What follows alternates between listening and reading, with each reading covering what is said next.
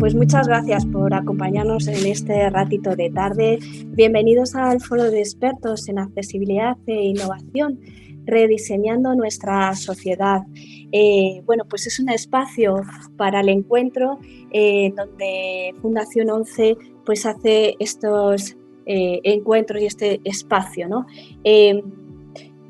Es gracias a la colaboración con el Real Patronato de Discapacidad y el CERMI. Y nada, simplemente recordaros las funcionalidades de nuestra plataforma Azul en accesibilidad. Puedes activar los subtítulos en la caja que está en la parte inferior derecha, simplemente con el desplegable, o si necesitas el intérprete de lengua de signos, pues ponerlo en pantalla completa y minimizar las otras pantallas flotantes. También invitaros a que luego, después del debate, vamos a atender esas preguntas, esas consultas que tengáis, que también podéis hacer en el icono de preguntas y respuestas. Primer foro de expertos en innovación y accesibilidad del 2021, el año de la esperanza, y lo dedicamos a salud. Como hilo conductor teníamos como título la humanización en salud digital, la crisis por alerta sanitaria ha puesto de manifiesto la importancia de la salud, pero la importancia que también le damos a la salud nosotros mismos, y el cambio de paradigma a la hora de relacionarnos en el ámbito de la salud con los profesionales. La situación de excepcionalidad del confinamiento, pues de marzo a junio, pero fijaros, es que esta semana hemos tenido confinamiento sin poder abandonar nuestro domicilio por temas de inclemencia meteorológica, nieve y hielo, que también lo que están fomentando y lo que han fomentado desde ese marzo es esas nuevas formas de relacionarnos con los profesionales de la salud. También están fomentando nuevos instrumentos para esas formas de relación que están muy basadas en la tecnología. No podemos olvidar la esencia de la relación médico-paciente, aunque la tecnología esté al servicio de las personas y para ayudarnos. Pero el componente humano es esencial y debemos buscar esa humanización en esa digitalización en salud. Hay un montón de implantación de aplicaciones en salud, de digitalización, de alfabetización también en salud. Irán emergiendo un montón, y a medida también que tengan madurez y que estén siendo útiles para la sociedad, pues iremos utilizándola también más. La práctica de la telemedicina no es nueva, aunque sí que es verdad es que el porcentaje de la teleconsulta, por ejemplo, hablábamos del 153% en aumento según Cosalud. Claro, ¿qué ocurre? Que es que la telemedicina hay que ordenarla, porque ahora mismo todavía falta protocolos en cuanto a indicadores sobre la calidad de esas nuevas formas de asistencia en salud y muchos procedimientos. También otra de las cosas que tenemos que tener en cuenta es que esas soluciones tienen que estar diseñadas para ser utilizadas por todas las personas, teniendo en cuenta la diversidad funcional de todas las personas, personas con discapacidad, personas sin discapacidad, mayores, y sobre todo que garanticen esa configuración de un sistema sanitario inclusivo, donde la clave de la igualdad de oportunidades, pues para también tener, podernos cuidar, tener lo que son las 5 P's, ¿no? La participación, pues el podernos cuidar antes de que nos pasen las cosas, ¿no? Un poco eso, y también el autocuidado, ¿no? Las personas con discapacidad continúan teniendo muchas barreras de accesibilidad en el ámbito de la salud. El año pasado ya publicamos la primera parte del estudio que ahora vamos a comentar, y se sacaban algunas barreras de accesibilidad que en un primer momento parecían que ya no estaban, ¿no?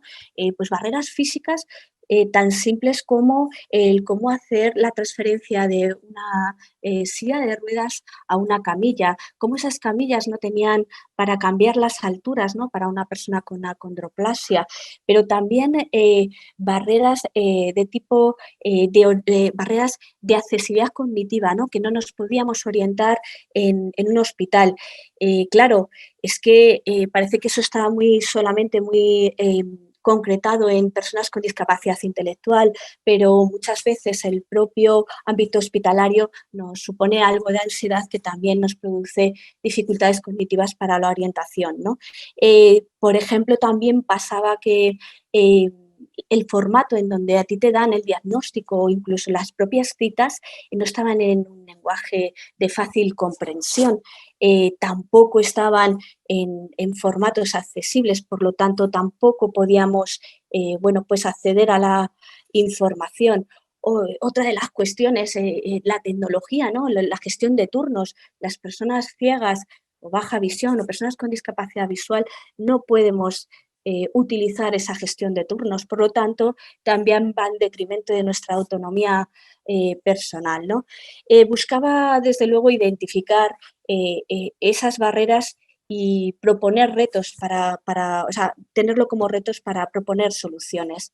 En este segundo estudio que ahora nos va a indicar y nos va a comentar Verónica, han colaborado con nosotros todos, bueno, pues un círculo vertioso como puede ser las entidades del tercer sector, CNS, Plena Inclusión, lesionado medular, salud mental, pero también profesionales de la salud como enfermeros, profesionales de la salud como médicos, el mundo de la industria tan necesario a la hora de diseñar y que cuenten con los pacientes, ¿no? Para ese diseño, que cuenten con las personas con discapacidad, para que les podamos acompañar en esas soluciones. Y también el tema de la importancia y el valor que añaden las asociaciones de pacientes, que hoy también están muy bien representadas, y en esta parte del estudio pues también hemos contado con F pacientes. Bueno, os voy a presentar a Verónica. Verónica Martorell es licenciada en Ciencias Políticas y Sociología, máster de Economía Social por la EOI. Ella lleva 18 años de trayectoria profesional en la parte de investigación, en la parte de consultoría, pues destinada a esos colectivos vulnerables como pueden ser las personas con discapacidad, las personas mayores.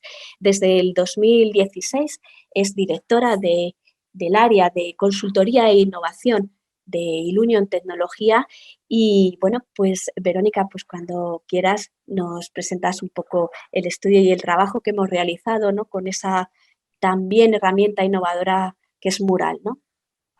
Pues buenas tardes a todos y todas. Muchas gracias a Fundación 11 por organizar y empezar el año con esta fuerza, con este foro, bueno, pues como arranque del ejercicio.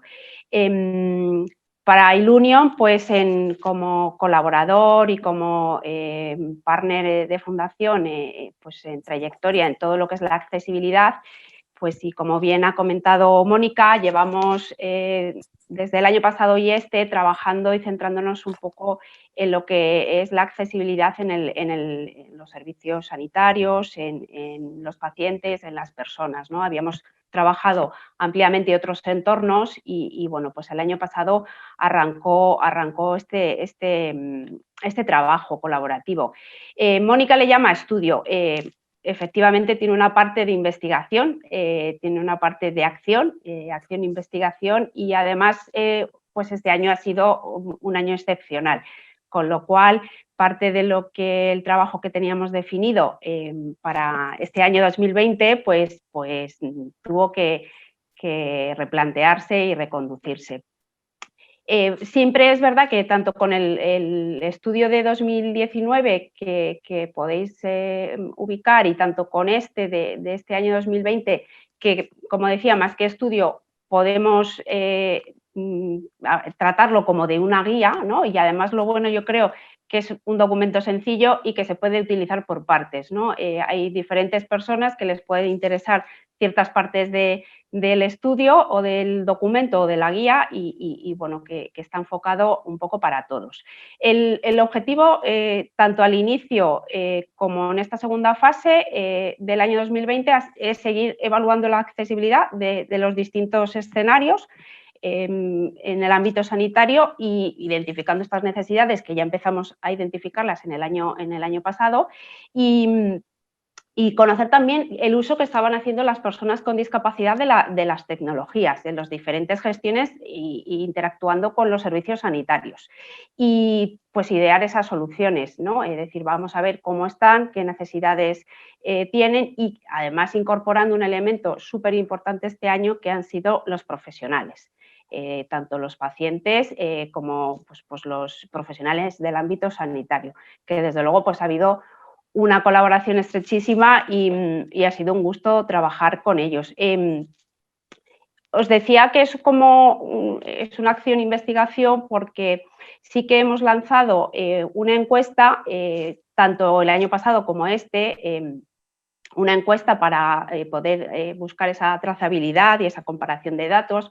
Es verdad que lo que estuvimos ya analizando el año pasado, este año pues lo hemos ampliado y lo hemos canalizado y centrado más en el canal online, pero bueno, sí que ahí tenemos datos para comparar. Y luego pues nos hemos centrado también en los talleres colaborativos, pues en idear y trabajar de forma conjunta para ver cómo esas consultas médicas pueden ser accesibles para todas las personas.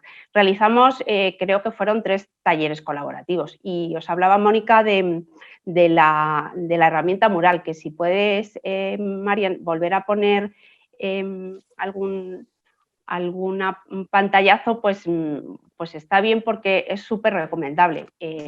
Nos encontramos en el momento de elaboración del estudio, pues que nos confinaron, ¿no? Y todos estos talleres que iban a ser presenciales, y bueno, todos hemos participado en talleres de innovación, pues resultó que los teníamos que llevar a un mundo virtual. Y claro, estábamos centrados este año en el mundo de la consulta online, pues bueno, nos tocó ahí reconducir y utilizar esta herramienta. Súper recomendable. Nos facilitó y nos dio lugar a tener estos encuentros y a trabajar pues, de la misma forma que se trabaja cualquier taller de ecodiseño. Os hablaba no voy a centrarme mucho en los resultados para que lo podáis luego ver, porque yo creo que tenemos que dejar también paso a los compañeros. Pero bueno, ahí por comentar, el estudio, la guía, se centra en esos resultados comparados de 2019 y 2020 de la encuesta, que tiene como 3 bloques principales, que tiene que ver con la accesibilidad de la experiencia del paciente. Luego nos centramos en la tecnología, las herramientas que encontramos en el ámbito sanitario, y hay un bloque específico para profesionales del ámbito. Comentar de esta encuesta, pues que tuvo cerca de algo más de 1.000 respuestas, algo más de 200 y pico profesionales participaron, que en los tiempos difíciles en los que estamos en este contexto COVID, pues es súper de agradecer. Junto a estos talleres y junto a esta encuesta, pues las principales conclusiones van un poco en la línea de lo ya trabajado el año pasado, pero se apuntan algunas diferencias. Es verdad que continúa habiendo problemas en los espacios, sobre todo en las consultas, porque hemos preguntado tanto consultas presenciales como online en lo que es en la encuesta, pero las conclusiones principales del mapa, por ejemplo, de experiencia, pues vienen más enfocadas a esas necesidades. Por explicaros un poco, todas las etapas que hemos trabajado a lo largo del mapa de experiencia, pues han sido tanto la preconsulta, la consulta, la posconsulta, y ahí identificando las barreras, las actividades que hacían cada uno de los interactuamos cada uno de las personas, las herramientas que tenemos que utilizar, esas herramientas tecnológicas, y luego cómo es la posconsulta. Y bueno, pues los datos ahí lo que nos dicen es un poco que seguimos utilizando principalmente las consultas telefónicas, pese a que daba Mónica al inicio ese dato de que han aumentado las consultas online en un 150%. Pero es verdad que las herramientas online para las personas con discapacidad siguen presentando un montón de barreras y eso se ve reflejado en las encuestas, en los resultados de las encuestas. La valoración de la accesibilidad en general por parte de los pacientes, pues en una escala de, digamos, de 0 a 10, pues se valora en algo más de un 6,5. Curiosamente, los profesionales de la salud la valoran esa accesibilidad un poco, o sea, son más críticos que las propias personas con discapacidad. Las mayores dificultades, pues como decía, pues siguen estando en centros de salud y centros hospitalarios, sobre todo en las urgencias, sobre todo en lo que es la posconsulta, ¿no? Una vez que ya hemos tenido esa consulta online, que tenemos unas informaciones, que tenemos posibilidad de consultar unos resultados, pues esos resultados, tienen una cantidad de problemas de acceso importantes. También hay dificultades, pues, como os decía antes, para interactuar con las herramientas digitales. Hay pues una barrera de accesibilidad, sigue habiendo importante. Algún indicador más también que bueno, pues ha cambiado a raíz de la COVID es que bueno, pues se siguen haciendo uso de las aplicaciones, que el año pasado sí que preguntábamos cuál era el uso que se estaban haciendo de las aplicaciones y este año sí que ha habido un incremento porcentual importante, más de 10 puntos, porque las personas estamos cada vez más pues, bueno, haciendo un control, haciendo un uso de estas herramientas y bueno, para que nos sirven para diferentes contextos, para solicitar la cita, para cambiar, para hacer unas consultas, bueno, pues todo esto lo que tiene que ver con las herramientas. También es verdad que otra de las conclusiones es que efectivamente las personas con discapacidad hacemos un uso mayor de lo que es la telemonitorización, ¿no? Hay pacientes crónicos que sobre todo en estos momentos de COVID, pues que nos ha tocado reinventar un poco las formas de poder seguir los tratamientos. Ya veníamos con el uso de estas herramientas de telemonitorización, pero sí que hay, en la encuesta lo que vemos es que hay diferencia respecto de las personas con y sin discapacidad. Y bueno, pues ahí está. Es uno de los retos seguir trabajando en esa telemonitorización y que sea lo más accesible posible. Y sí que me gustaría que ahora veis esta diapo que está ahí como que la tenía Mónica ahí todo el tiempo, que está centrada. Lo que hemos hecho es elaborar, por eso os decía que este documento puede ser perfectamente una guía. Lo que hemos hecho es todos los perfiles de discapacidad. Hemos creado estas fichas de necesidades, ¿no? y de cuáles son las necesidades para una consulta médica online. Esto pues, viene a raíz de estos talleres, ¿no? de estos talleres de codiseño. Y bueno, pues por su especial implicación, que han estado colaborando con nosotros de una manera súper implicada y cariñosa, la verdad. Bueno, pues por no centrarnos en todos, vamos a centrarnos un poquito en esta de los sanitarios. Ya digo que están cada una de pues estas fichas, por ejemplo, para todo personal desarrollador de tecnologías, empresas, pues bueno, es una síntesis, yo creo, de las necesidades de cada uno de los perfiles. Un poco por no extenderme mucho, que las podéis encontrar en el informe, pues bueno, hay una cosa que nos gustó mucho de los grupos y que decía que la telemedicina será como el profesional que la use, ¿no? Y la gestión del sistema sanitario que la proteja. Pues esto es verdad, esto es así, es como todo, ¿no? En estos días en estos meses en los que estamos, ¿no?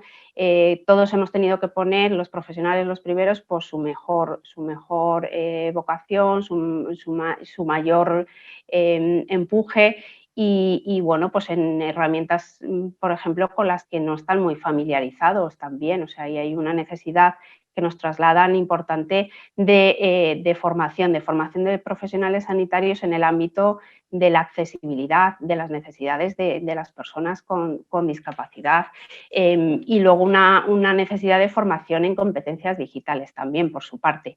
Al final parece que solamente somos los pacientes o las personas con discapacidad las que tenemos barreras con la tecnología, pero lo que hemos visto también es que hay una necesidad importante para ellos para formarse en estas competencias. Y luego también, bueno, pues el día a día, al final, hablando con ellos, ¿no? Lo que nos trasladan es que esto está muy bien, hay sistemas de telemedicina ya potentes por España y al final, y proyectos muy pioneros que al final han tenido bueno, pues que paralizarse en su momento por falta de recursos. Al final aquí también hay un componente de sostenibilidad de estas plataformas y de la telemedicina que es cuantiosa y es pues que hay que ver la mejor forma de gestionarla. Y luego también, bueno, pues al final nos pasa a todos, ¿no? Que siempre necesitamos un soporte técnico potente, pues que nos solvente en un momento de problemas de conexiones, de problemas que no funcionan los aplicativos y bueno, esto también en el día a día del profesional es súper importante. Todos conocemos nuestros centros de salud, nuestros especialistas, etcétera, y al final, bueno, pues esto es el día a día. Y luego, pues concienciación. Hay que al final hacer un cambio cultural importante que yo creo que, bueno, ya sabemos todos que lo estamos haciendo a marchas forzadas, que hemos adelantado no sé cuántos años en estos 10 meses o 11 que llevamos de pandemia, pero bueno, es un poco trabajar las necesidades estas del grupo de profesionales de resistencia al cambio y cambiar rutinas, ¿no? Y un poco por ahí yo os animo a que podáis utilizar este documento, como os decía, como una guía por partes y sobre todo pues con el fin de que todo lo que a partir de ahora haya que utilizar pues, o diseñar, pues que sea lo más inclusivo posible. Ese es el objetivo que Fundación tiene, ¿no? Aportar esto desde la perspectiva de la accesibilidad y por mi parte, pues aquí lo dejo. Pues muchas gracias, Verónica. Bueno, pues vamos a continuar con nuestro siguiente panelista, Mario Torbado. Él es director europeo de Relaciones con Organizaciones de Pacientes. Lleva 16 años en Pfizer como coordinador. También en estos últimos meses de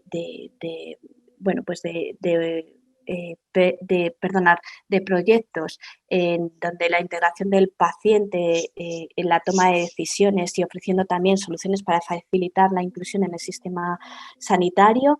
Lo que os decía, lleva hace poquitos meses que está como coordinador del equipo europeo en donde se encarga de esa relación también a nivel nacional e internacional y dirigidos esos proyectos a la mejora de la calidad de vida de los pacientes. Antes de incorporarse a Pfizer, Mario pues también ha estado trabajando en el tercer sector, en el sector de las ONGs y bueno, pues uno de los sitios que ha estado desarrollando su profesión ha sido en Médicos del Mundo. Mario, estamos todos como muy focalizados ahora con Pfizer y con la vacuna, pero Pfizer es mucho más. Cuéntanos un poco cómo incorporáis al paciente en vuestros proyectos, cómo incorporáis a pacientes con discapacidad y si tenéis en cuenta la accesibilidad a la hora de incorporar los proyectos. Gracias Mónica, gracias a la Fundación 11 por la invitación y y a mis compañeras panelistas por la compañía. Bueno, a mí sobre todo me gustaría un poco aclarar o desmitificar la colaboración de la industria con los pacientes. No por nada, sino por explicar un poco la forma de trabajar que tenemos en Pfizer con los pacientes. Es verdad que ha habido una gran transformación dentro del sistema sanitario en los últimos, yo diría, 20 años, en concreto, en todos los sentidos y en concreto en la participación del paciente.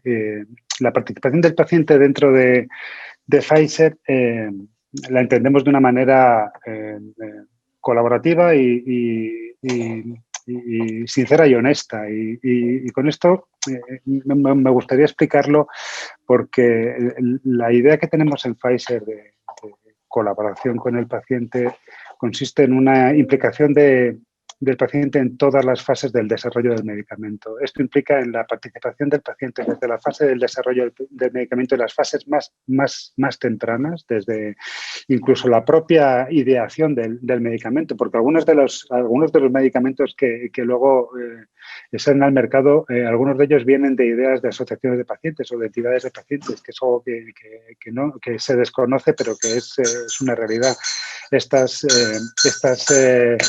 Perdonad, que tengo a mi hijo por aquí y está interviniendo en mis presentaciones. Ernesto. Y la idea que tenemos es la participación de ese paciente desde todas las fases. Como bien decía, lo entendemos desde una fase muy temprana, en la fase de investigación, la fase de los ensayos clínicos, para obtener un poco la verdadera experiencia del paciente dentro de esos ensayos clínicos. Porque hasta ahora lo que se hacía dentro de la industria o dentro del sistema sanitario era interpretar cuáles eran las necesidades del paciente. Interpretar o decidir cuáles eran las necesidades del paciente sin preguntar al paciente, que era algo curioso, ¿no? Se tomaban decisiones para el paciente, pero nunca con el paciente como partícipe. Y yo creo que se ha mencionado antes la humanización del sistema. Es una humanización un poco engañosa porque no hemos avanzado excesivamente en esa humanización, pero por lo menos se está entendiendo que es necesaria esta implicación del paciente. Y con eso continúo un poco con la fase del desarrollo de los tratamientos y la implicación del paciente en todas las fases. También es importante entender esa participación del paciente desde una forma reglada, ¿no? Regulada. Nosotros entendemos esa participación del paciente siempre desde la entidad de paciente. Para Pfizer, la asociación de pacientes es el legítimo representante del paciente y para nosotros es muy importante esa colaboración. Entendemos esa participación del paciente con nosotros como un proceso de co-creación. Todos los proyectos que desarrollamos dentro de la compañía se desarrollan siempre en colaboración con el paciente, preguntando cuáles son las necesidades y cuáles son las inquietudes que tienen los pacientes y sobre todo utilizando las herramientas que tienen los pacientes, ¿no? Entonces, yo creo que es importante remarcar esto.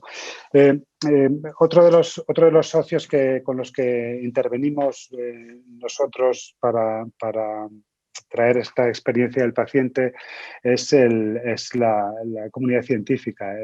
Intentamos trasladar esas necesidades del paciente al científico, ¿no? Al médico, al profesional sanitario. Como decía antes, esta interpretación de las necesidades del paciente nunca vienen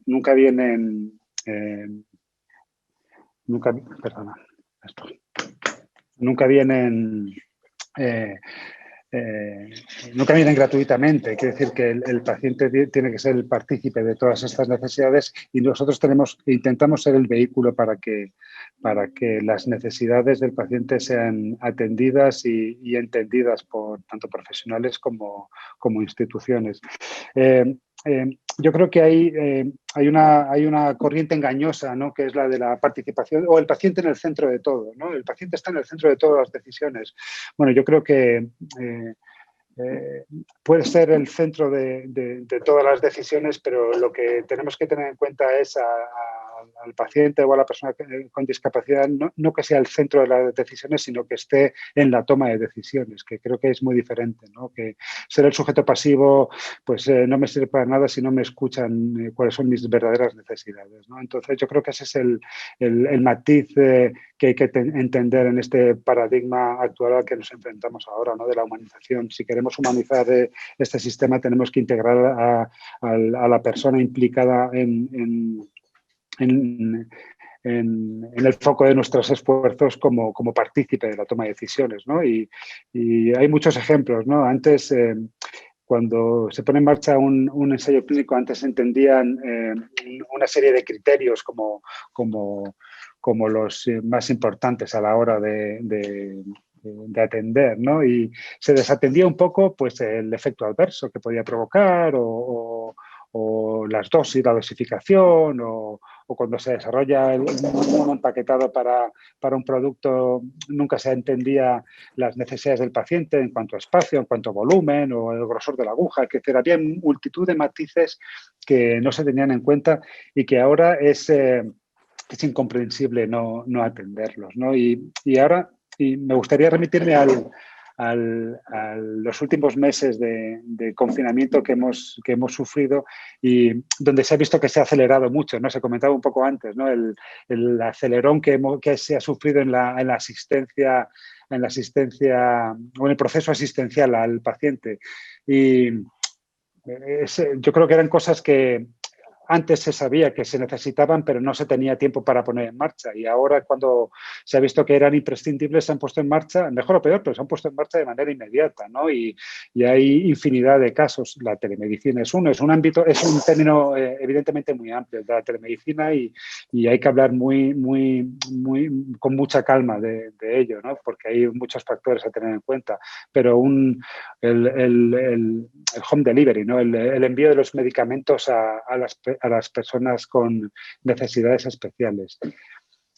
Es importante atender que cada paciente tiene unas necesidades específicas. Cada colectivo de pacientes tiene unas necesidades específicas. Y luego cada paciente tiene unas necesidades específicas dentro de ese colectivo.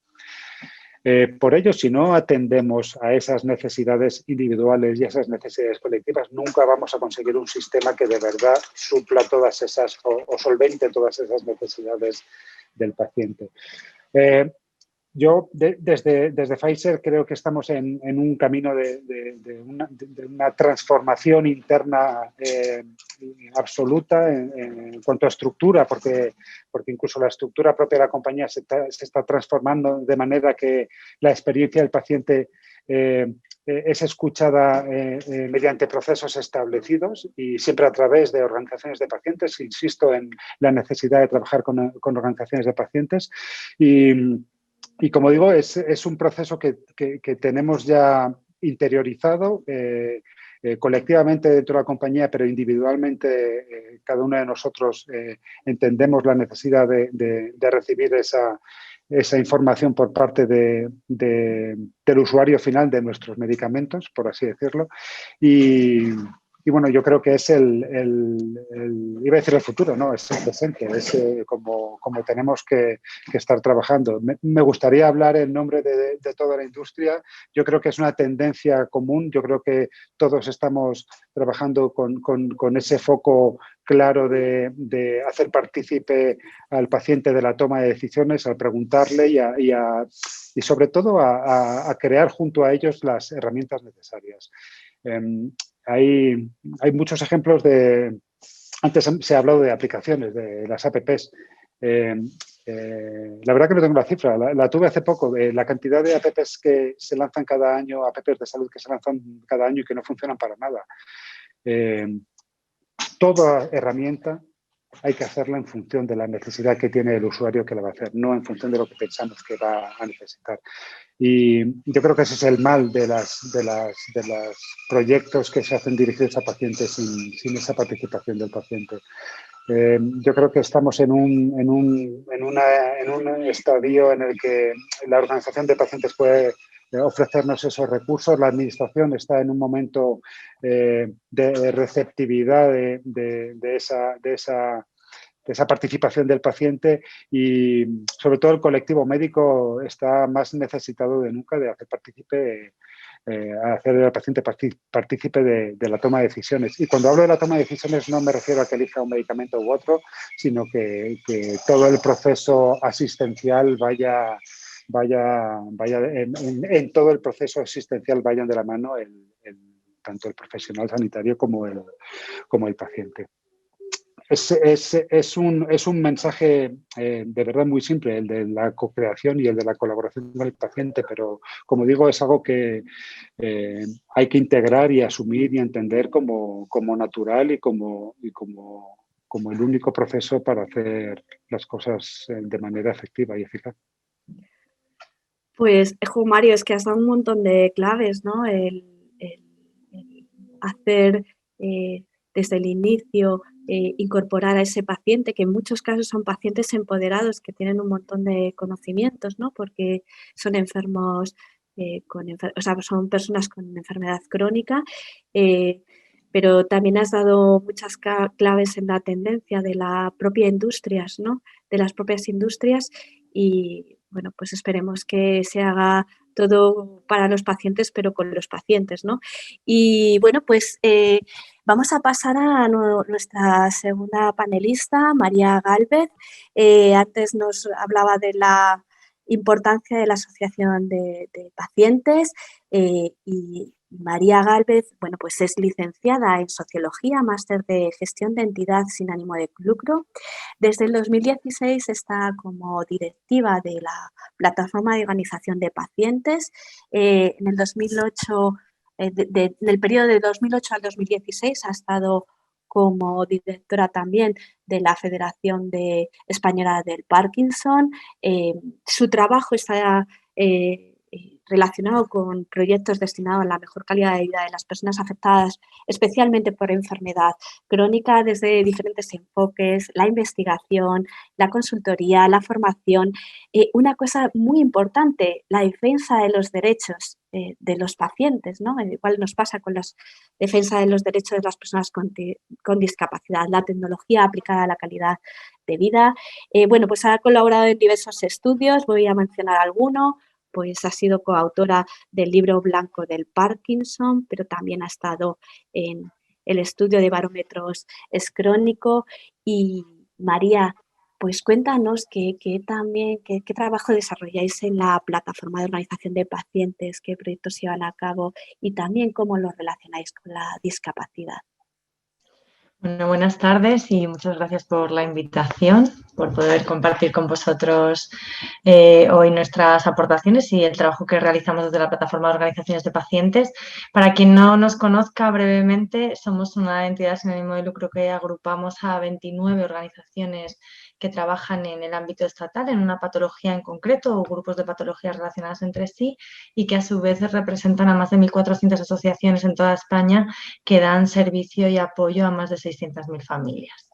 Nosotros desde la plataforma lo que pretendemos es unir todos esos objetivos comunes que tienen estas 1.400 asociaciones y trabajamos en diferentes ámbitos. Por un lado, lo que intentamos es recoger información sobre cuál es la situación de las personas con una enfermedad crónica o síntomas cronificados en España.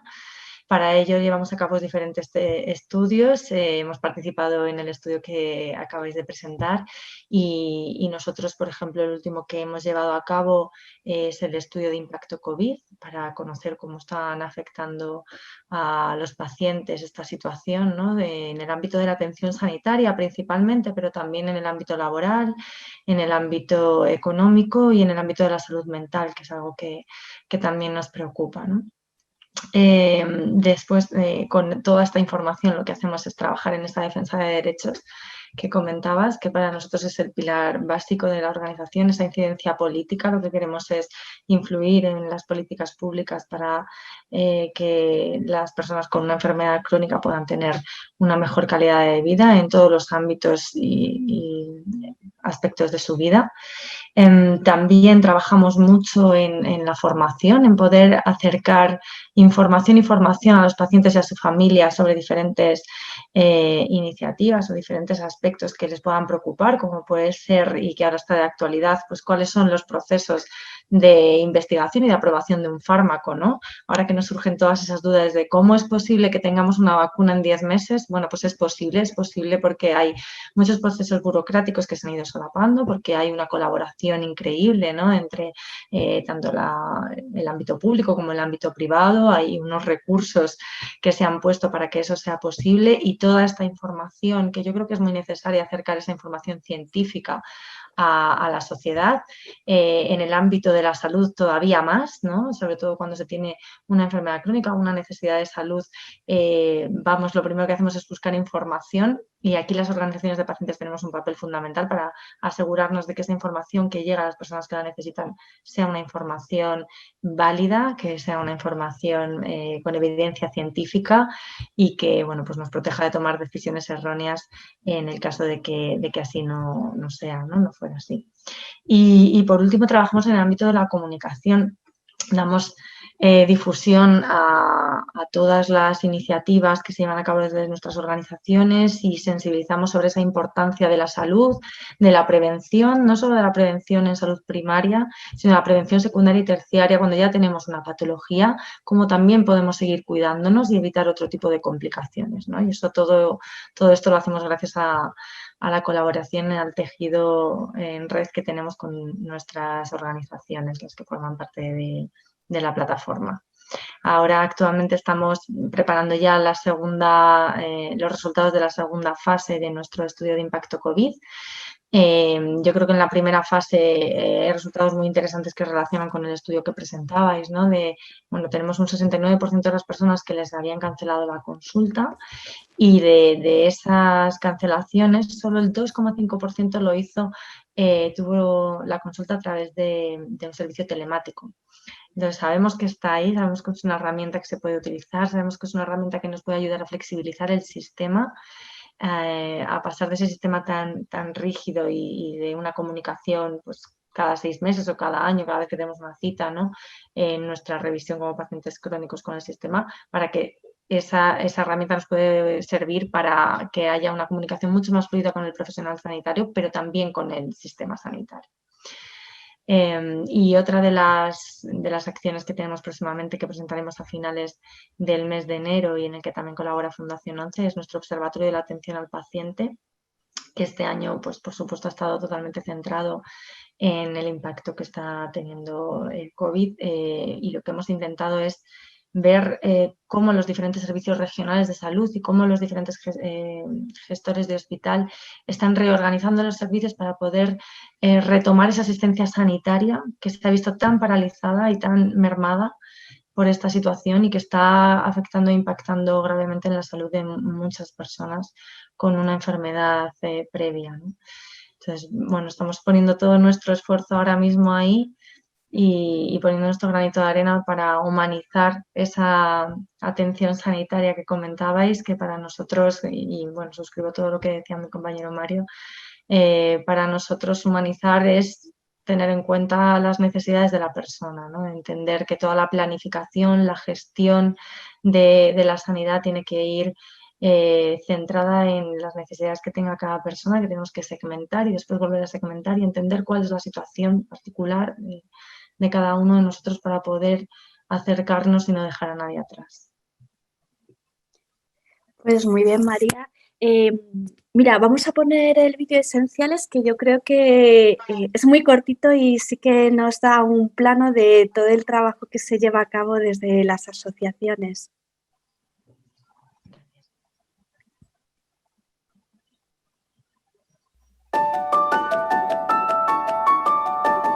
Realmente nos hemos dado cuenta en esta pandemia, yo creo que en general, que necesitamos del otro, ¿no? Que necesitamos estar con el otro, empatizar con el otro y ver realmente los problemas que tiene. Yo creo que son momentos que te sientes muy vulnerable, con mucho temor, sentir gente cerca y sentir las asociaciones, yo creo que ha puesto en valor también lo que hacemos. Que se ha evidenciado que nuestro papel y nuestra labor es importantísima, porque la intervención y la colaboración entre pacientes seguramente que ha ayudado a aliviar el sistema sanitario. Sería complicado que desde cualquier entidad sanitaria se pudiera abordar todo el trabajo que las asociaciones de pacientes llevamos a cabo. Al ser pacientes expertos de enfermedades crónicas, hemos pronto normalizado y sacado lo mejor de nosotros mismos. Me siento como emocionada, ¿no?, de todo el trabajo que hacéis y todo el trabajo que podemos hacer juntos, y que la Administración y los diferentes agentes sociales y sanitarios te den cuenta que nuestra participación es imprescindible.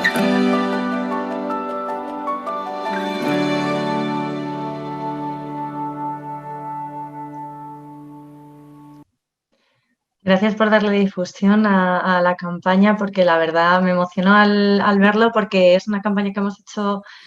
Teníamos claro que teníamos que aflorar todo ese trabajo que habían hecho las organizaciones de pacientes durante la crisis, de dar información, de hacer un acompañamiento a las familias, de reinventarse dando esa rehabilitación que suelen hacer, ¿no?, y ese apoyo de fisioterapia, de logoterapia, de apoyo psicológico, y lo han hecho de manera online. En muchos casos han seguido llegando a las familias también por teléfono, pero han estado ahí acompañándolas, y queríamos, bueno, pues hacer ese homenaje, ¿no?, dar ese mensaje de que son esenciales y que gracias a las organizaciones de pacientes pues también hay un refuerzo en el sistema sanitario, que llegamos donde el sistema no llega, y que somos un elemento clave para que esto funcione. Pues muchas gracias, María. De hecho, tenéis un estudio interesantísimo sobre mujer y discapacidad y enfermedad crónica. A mí me parece esencial el que tengamos en cuenta a las mujeres en las estadísticas, porque generalmente, bueno, pues nos cuesta estar, pero sobre todo porque también tenemos un papel, más allá de ser pacientes, sino tenemos ese papel de cuidadoras, ese rol de cuidadoras culturalmente impuesto, pero que, bueno, que también nos gusta ejercer en esa igualdad de oportunidades, y necesitamos que, bueno, pues siendo hijas podamos acompañar a nuestros mayores, y siendo madres también podamos acompañar a nuestros mayores, a nuestros niños en su salud, y, bueno, pues también es un trabajo magnífico que igualmente da muchísimo conocimiento.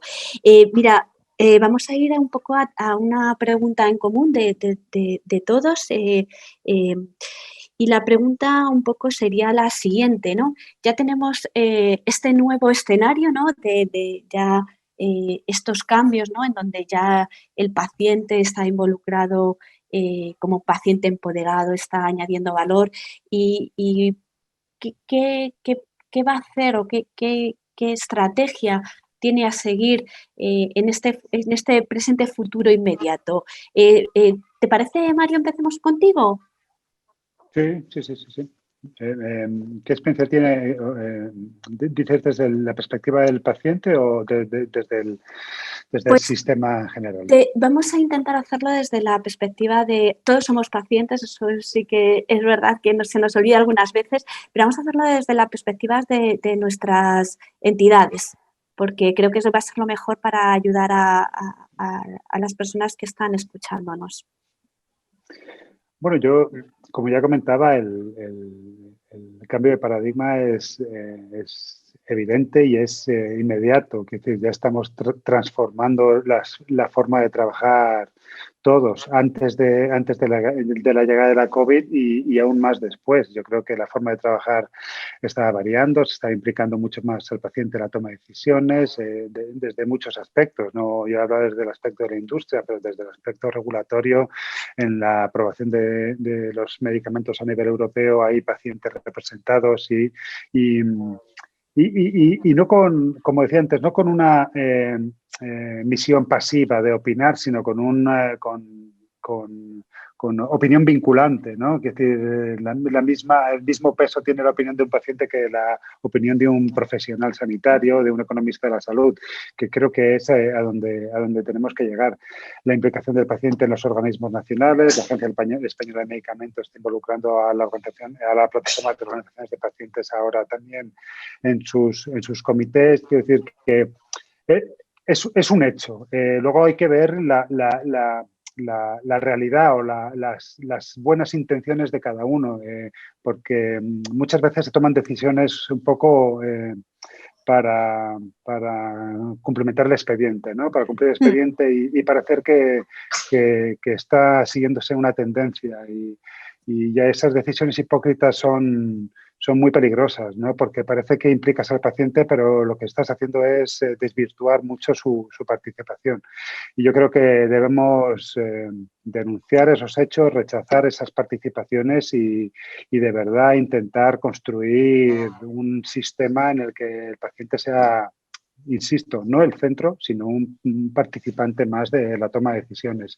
Es verdad que estamos avanzando mucho, pero bueno, esto debe haber una voluntad firme por parte de todos y María lo puede corroborar. Quiero decir, cuando se hizo el plan de contingencia por parte del Ministerio de Sanidad para la COVID, se escuchó a los pacientes, pero no se les escuchó como se les debiera haber escuchado. Es decir, no se pueden tomar decisiones sin implicar a las organizaciones de pacientes y en eso yo creo que hay que ser muy firme. Y lo digo de las instituciones y de las compañías farmacéuticas. Es decir, la forma de implicar a pacientes siempre tiene que ser de una forma honesta y equilibrada y no...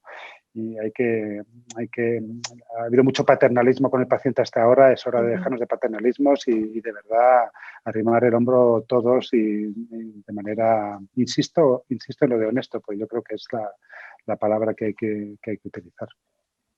Sí, un poco nos decía Joan Marc, que todos lo conoceremos y que también ha estado un poco implicado en la difusión, ¿no? El H de alma, ¿no? Y ahí va la honestidad. Y María, estrategia en la POZ pues para abordar esta nueva redimensionamiento del paciente. Bueno, yo creo que cuando hablamos de participación del paciente tenemos que diferenciar como tres ámbitos, ¿no? El macro, el meso y el micro, ¿no? Nosotros trabajamos principalmente en el ámbito macro y meso. Lo que estamos haciendo es, bueno, ahora se abre una ventana de oportunidad, se va a reformular esa ley de cohesión, que ahora se va a llamar ley de universalidad, prevención, no recuerdo bien el título, pero se va a reformular y ahí se abre la ventana de oportunidad para que los pacientes nos incorporemos a ese consejo asesor del Consejo Interterritorial de Salud, ¿no? Y yo creo que es un momento en el que tenemos que ser abiertos, que trabajar de manera transparente, como decía Mario, y que estar ahí para poder aportar esa visión. Eso sería en el ámbito más macro. Nosotros también trabajamos mucho con las consejerías de sanidad. Se están constituyendo diferentes comités consultivos. Nosotros lo que queremos es que no solo sea consultivo, sino que haya una participación real en esta toma de decisiones. Eso no quiere decir que se tenga que hacer lo que pedimos como organizaciones de pacientes, por supuesto, pero sí que tiene que haber un diálogo abierto y que sí tenemos que tener un feedback un poco de cómo, de esas toma de decisiones, de cómo se hacen, de cuál es el razonamiento y de esa perspectiva de intentar hacerlo siempre teniendo en cuenta las necesidades de las personas, ¿no? En el ámbito más micro, que es en el que trabajan nuestras organizaciones, en el que se trabaja desde los profesionales sanitarios, también estoy de acuerdo que decía Mario que venimos de un modelo muy paternalista, pero yo creo que los propios profesionales sanitarios están haciendo un poco ese cambio de mentalidad, ¿no? Están viendo que tener un paciente activo, que tener un paciente empoderado siempre dentro de la situación de cada persona. Por supuesto, no podemos pedirle a todo el mundo que se corresponsabilice de la misma manera, ¿no? A nosotros nos gusta más que empoderamiento utilizar esa palabra de corresponsabilidad porque llega hasta donde cada uno de nosotros somos capaces de asumir esa responsabilidad. Pero yo creo que el sistema y los profesionales ven que esa corresponsabilidad es totalmente necesaria para una mejor gestión de la salud, ¿no? Y para avanzar pues, en una mejor prevención, en un mayor cuidado de las personas. Así que, bueno, yo creo que todos los cambios van despacio. Nosotros, desde luego, estamos ahí para que esos cambios se produzcan, y es nuestro papel como organizaciones el reclamarlos y el presionar para que así sea. Muchas gracias, María. La idea es eso, ir despacio, pero calar, ¿no? Y ir a poquitos. Verónica, desde la parte de Ilunion, ¿qué crees que puede aportar a partir de esa estrategia de esa relación en cuanto a este cambio que está habiendo en salud, ¿no? Y en salud digital concretamente? Bueno, pues un poco combinando las percepciones también ya de los compañeros, y desde el punto de vista de la investigación, lo que estamos trabajando tanto con Fundación 11 como con otras entidades de la discapacidad, pues es que hay muchas necesidades todavía cubiertas en accesibilidad, muchísimas. Hemos avanzado algo, pero tenemos una barrera ahora mismo con la pandemia que tenemos, con las barreras digitales, y ahí hay necesidad de cumplimiento legal, de que toda la tecnología que se vaya a diseñar, pues desde que tuvimos el momento COVID y salió una aplicación para rastrear COVID, todo se tenga en cuenta las necesidades de las personas con discapacidad y las necesidades de accesibilidad, prioritario desde el diseño inicial. A nivel tecnológico, eso por ahí, que las agencias que evalúan las tecnologías, pues que estén pidiendo a sus proveedores estos requisitos de accesibilidad que están ahí y que son obligatorios pues desde hace años. Y entonces que haya un cumplimiento efectivo y que, claro, para todo esto, pues lo que decíamos, que hay necesidades económicas, que tiene que haber detrás pues una solvencia económica que dé cobertura.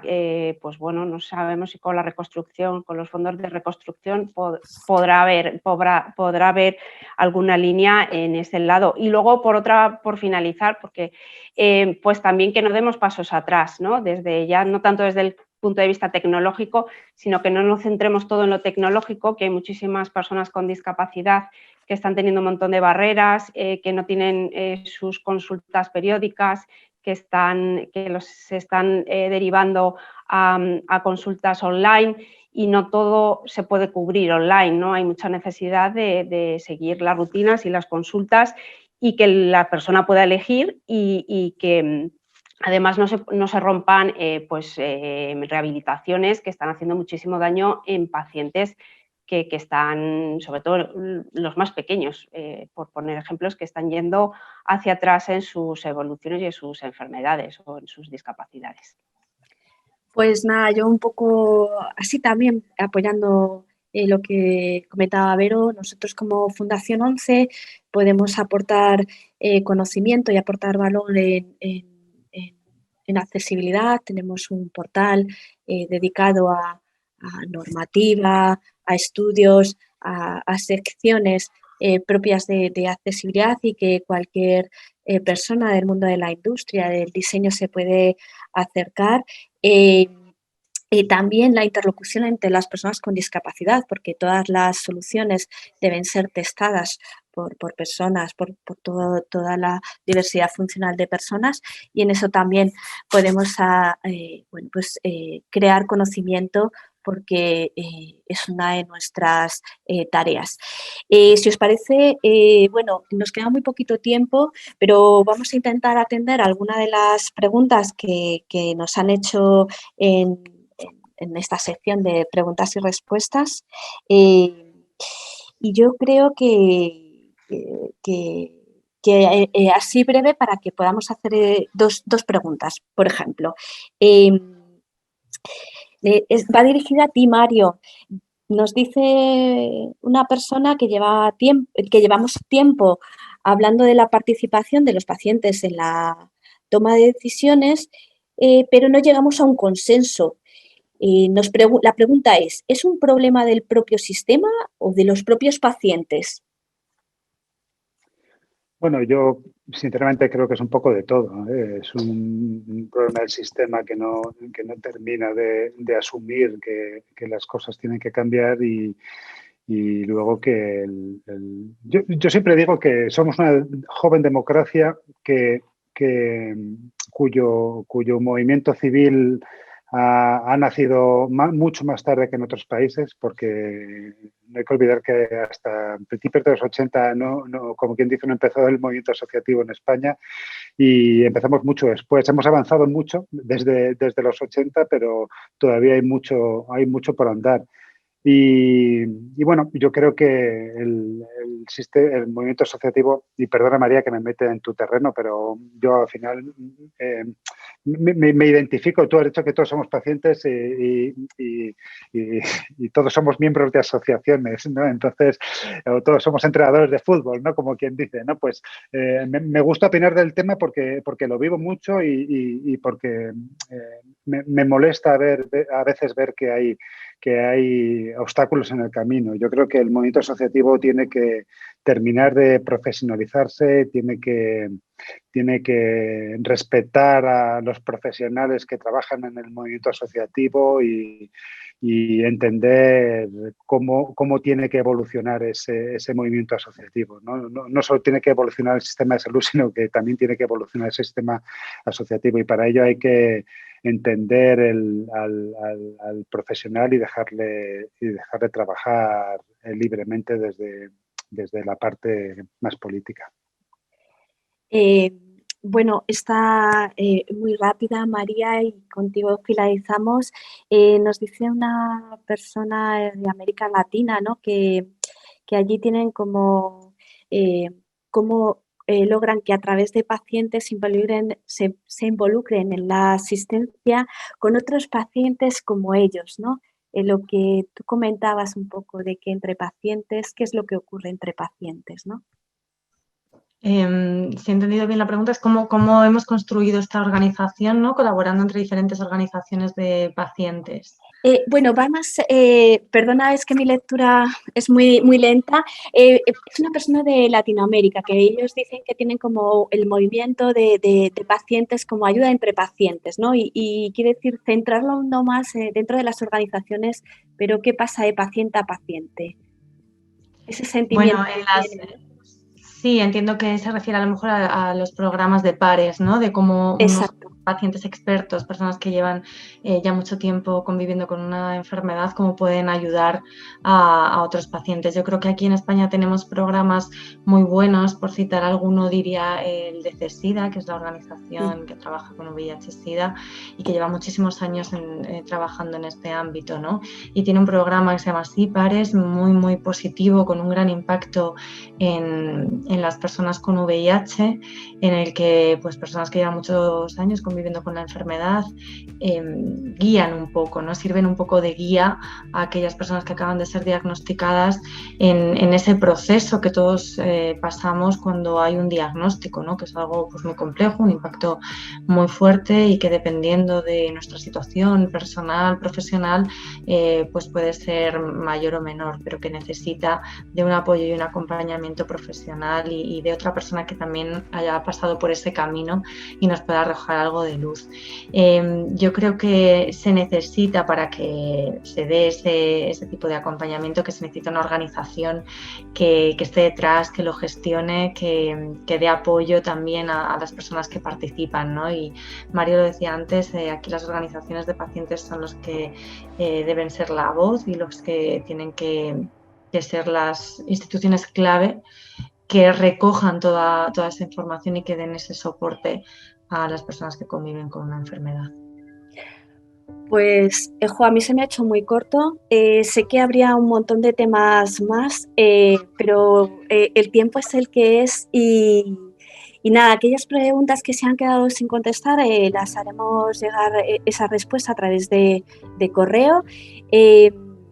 Es un placer haber contado con todos vosotros, de verdad que me lo habéis hecho muy fácil y nada, ahora va a salir en pantalla un cuestionario porque bueno, pues la calidad en de mejora no se puede valorar si no es a través de vuestra propia voz, de vuestro propio clic. Se hace el 0, mientras yo estoy hablando, seguro que ya la tendréis hasta terminada. Y nada, deciros que seguiremos con el bloque de salud el jueves que viene, seguiremos con la humanización en salud digital. En esta ocasión, pues la accesibilidad a la monitorización de pacientes, también con esa monitorización de parámetros biomédicos. Y nada, nos vemos el jueves, toca cuidarse, toca seguir cuidando y muchísimas gracias. Feliz tarde. Gracias a todos.